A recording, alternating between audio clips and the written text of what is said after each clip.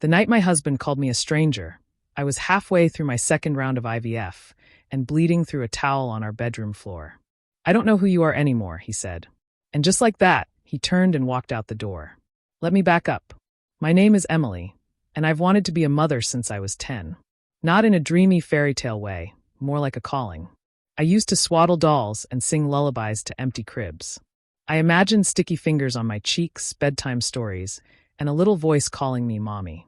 When I married Mark, I thought the dream was finally within reach. We were that annoying couple, laughing in supermarkets, holding hands at red lights. We made a vision board. I even picked out names before I ever saw 2 pink lines. But months passed. Then years. One pregnancy, then another, both gone before week 8.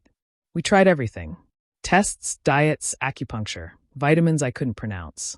IVF was supposed to be our miracle, but it turned us into ghosts. I injected hormones while he slept on the couch.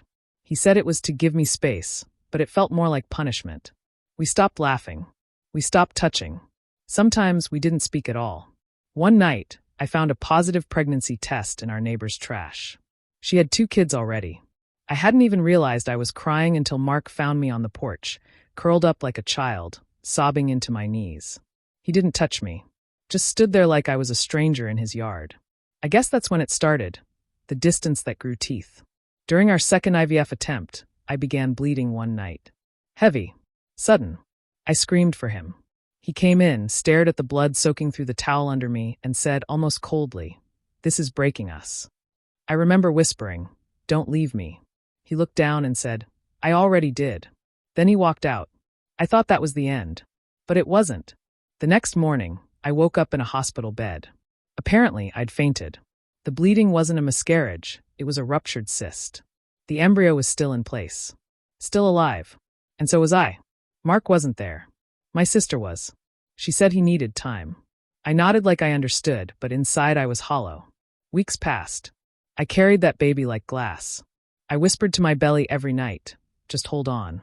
Even if no one else does. At 24 weeks, Mark came to the ultrasound. He looked tired, like he hadn't slept since the night he left. The technician turned the screen toward us.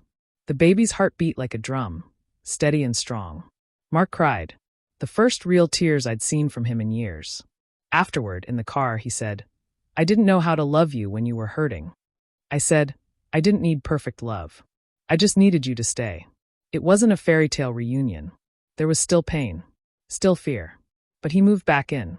We went to therapy. We learned to speak again, to touch without fear. And then, on a rainy Tuesday morning in October, I gave birth to our son. His name is Eli. He came out screaming, loud, fierce, alive. Mark held him like he was holding redemption. And I didn't cry right away. I just stared at this tiny, warm, real human and whispered, "I waited for you." Now, when people ask how our marriage survived, I tell them the truth. We didn't survive infertility. We were shattered by it. But sometimes the cracks are where the light finds its way in. And Eli? He is all light.